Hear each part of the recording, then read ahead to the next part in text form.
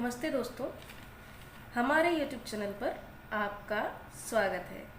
आज हम SSC Maharashtra board के कक्षा 10वीं के गणित भाग 1 अर्थात बीज गणित के प्रकरण 1 दो चरांकों वाले रेखीय समीकरण के प्रश्नों को हल करना सीखेंगे। बच्चों, समीकरण कई प्रकार के होते हैं। सरल समीकरण, जिसे आप रेखीय समीकरण भी कह सकते हो, यह एक चरांक वाले भी होते हैं और दो चरांक वाले भी होते हैं। दो चरांकों वाले समीकरणों को दो चरांक वाले रेखीय समीकरण कहते हैं। और होते हैं द्विघात समीकरण अर्थात वर्ग समीकरण, त्रिघात समीकरण या बहुघात समीकरण। ऐसे सब प्रश्नों को आप आगे की बड़ी कक्षाओं में पढ़ेंगे। यहाँ हमें सिर्फ दो चरांकों वाले रेखीय समीकरण को हल करना सीखना है। अब आप सोचेंगे कि इसे दो चरांकों वाले रेखीय समीकरण क्यों कहा जाता है। बच्चों, यहाँ पर ध्यान दीजिए।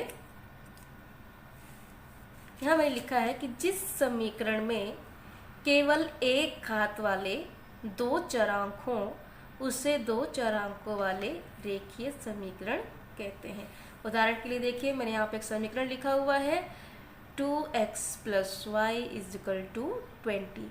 अब आप देख रहे हो कि यहाँ पे x और y जैसे दो चरांक हैं और x के साथ में 2 है, उसका सहगुणांक है, y के साथ कोई नहीं, अर्थात यहाँ पे इसका सहगुणांक कितना है, 1। बच्चों, चरांक को इंग्लिश में वेरिएबल भी कहते हैं और सहगुणांक को कोएफिशिएंट कहते हैं या कांस्टेंट कहते हैं। यहाँ पर ध्यान दीजिए, क्योंकि x और y जो चरांक हैं उनके ऊपर घात सिर्फ 1 है, इसीलिए इसको रेखीय समीकरण कहा जाता है।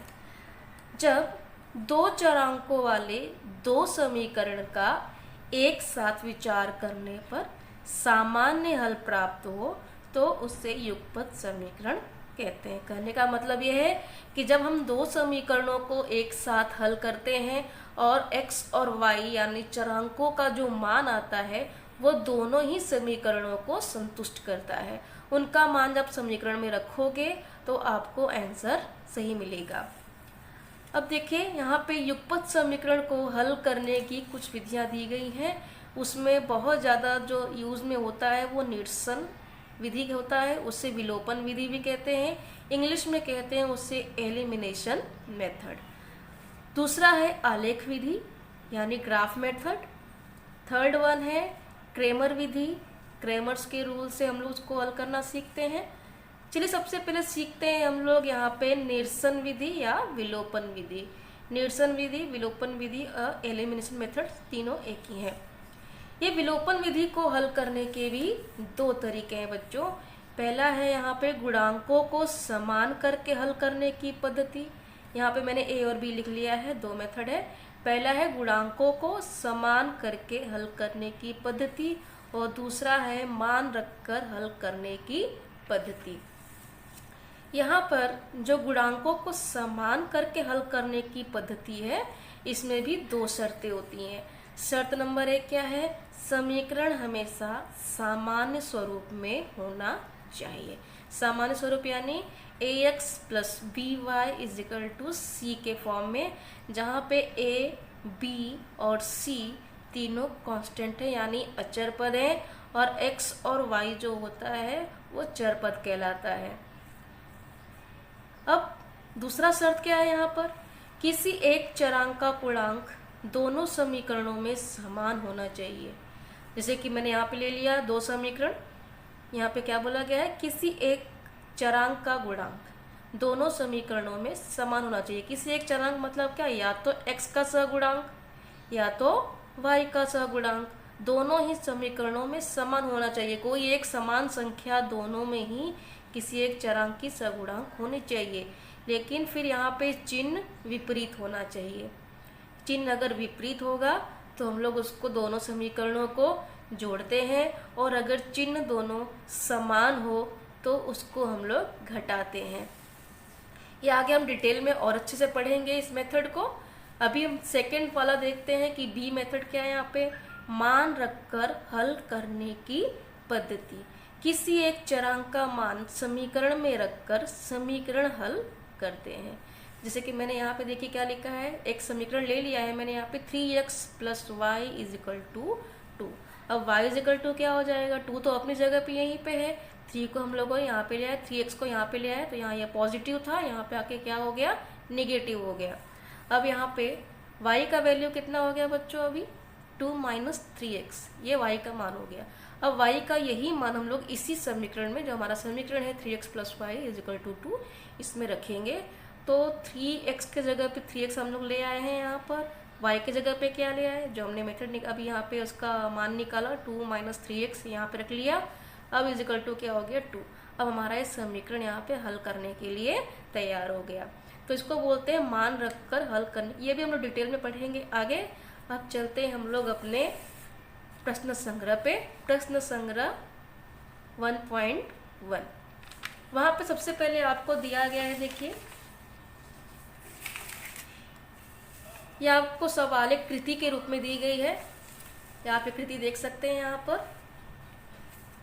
इस कृति को हमको हल करना है। ये कृति बच्चों 2 नंबर के लिए या फिर 3 नंबर के लिए आपके बोर्ड की एग्जाम में आता है, और ये कंपलसरी आता ही है एक्टिविटी करने के लिए, और बहुत ही इजी है क्योंकि आधा सवाल तो इसमें हल किया हुआ है। आपको थोड़ा सा खाली यहाँ पे ध्यान देना है और हल करना है, और आराम से आपको 2 या 3 नंबर मिल जाते हैं। चलिए स्टार्ट करते हैं। हम लोगों ने अभी पढ़ा पीछे कि अगर 2 समीकरणों में सगुणांक, किसी भी एक चरांक का सगुणांक समान हो और चिन्ह विपरीत हो, तो उसको क्या करते हैं, हम लोग जोड़ते हैं। आप चाहो तो यहाँ पे लिख सकते हो, यदि, ये मैं आपकी जानकारी के लिए लिख रही हूँ, या आपको लिखने के सवाल हल करने के टाइम लिखने की आवश्यकता नहीं है। आप अगर लिखिए भी तो केवल अपनी जानकारी के लिए लिखिए। यदि 2 समीकरणों में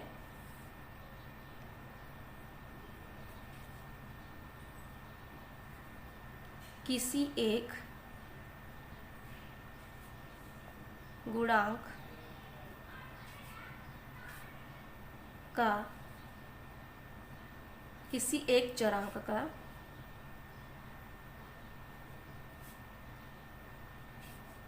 सगुणांक यानी कोएफिशिएंट समान हो व चिन्ह विपरीत हो, तो समीकरणों को जोड़ते हैं। तो ये इस प्रकार के सवाल अगर दिए गए हैं, अगर इस प्रकार के सवाल में आपको कंडीशन मिलती है, तो हमको ये रूल फॉलो करने हैं। चलिए स्टार्ट करते हैं। हमको जोड़ना है, तो यहाँ पे 5x + 3y = 9 दिया गया है। आप उसको फिर से लिख सकते हैं समीकरण नंबर 1। 2x - 3y = 12, यानी समीकरण नंबर 2 आपका दिया गया है। इसको भरना शुरू करते हैं।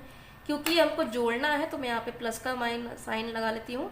ये प्लस करना है, आपको पूरे को जोड़ना है। अब 5x + 2x कितना हो गया, 7x। ये आपका 7x आ गया यहाँ पर। अब ये एक पॉजिटिव है और एक नेगेटिव है। देखिए यहाँ पे 3y, ये पॉजिटिव, ये नेगेटिव, तो क्या हो जाएगा, ये कैंसिल हो जाएगा। ये पूरी तरह कैंसिल हो गया। यहाँ पे क्या है, 9 और 12, 12 और 9 कितना हो गया मिला के, ये हो जाएगा आपका 21। अब 7x बराबर कितना आ गया, 21 आ गया। तो x बराबर क्या हो जाएगा यहाँ पर, क्योंकि 7 और x के बीच में क्या है, गुणा है, तो x जाएगा यहाँ पे, तो डिवाइड हो जाएगा, भाग करेंगे यहाँ पे। 21 यहाँ पे था ही, अब यहाँ पे नीचे आ गया 7। अब कितना बचेगा, 7 × 1 = 7, 7 × 3 = 21। x बराबर कितना आ गया, 3। अब x बराबर 3 समीकरण 1 में रखने पर, ये जो हमारा समीकरण नंबर 1 है, यहाँ पे देखिए 5x + 3y = 9। इसमें क्या करेंगे हम लोग, x की जगह पे 3 रखेंगे। 5 × 3, x की जगह पे देखिए मैंने क्या लिख लिया है, अभी 3 लिख लिया है, प्लस 3y = 9। अब चाहो तो यहाँ पे एक लाइन यहाँ पे एक स्टेप स्किप किया गया, आप लिख सकते हो 5 × 3 = 15, धन 3y =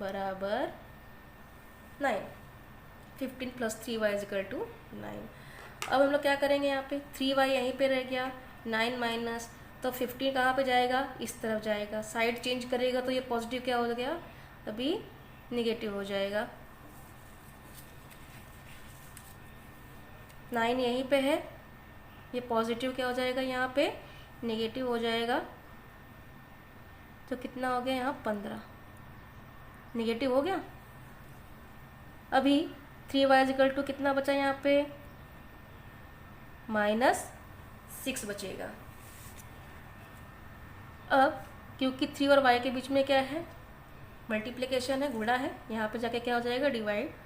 तो y इक्वल टू कितना हो गया, -6/3, तो y इक्वल टू कितना मिला, 3 1 जा 3 3 2 जा 6, 3 1 कम 3 दूनी 6, कितना बचा हमारे पास, -2। तो y का वैल्यू आ गया -2, x का वैल्यू हम लोगों ने पहले निकाला था, यहाँ पे x बराबर 3 आया था, तो एक्स वाई का वैल्यू हम क्या लिखेंगे बच्चों, अभी 3 और -2। आंसर लिखने के टाइम इस प्रकार आप जब आंसर लिखोगे तो आपको x का वैल्यू पहले और y का वैल्यू बाद में लिखना है, और दोनों के बीच में इस प्रकार से कॉमा लगाना आपको नहीं भूलना है। इस प्रकार से आपका पूरा ये आंसर कंप्लीट दिखाई देगा और आपके मार्क्स कटने के भी कोई चांसेस नहीं रहते। बच्चों आगे के प्रश्न नंबर 2 के जितने भी सवाल हैं वो हम नेक्स्ट वीडियो में हल करेंगे। आपको मेरी वीडियो कैसा लगा कमेंट बॉक्स में ज़रूर लिखिए। वीडियो अच्छा लगा तो लाइक करिए और मेरे चैनल को सब्सक्राइब करिए और अपने दोस्तों के साथ शेयर करिए। Bye bye.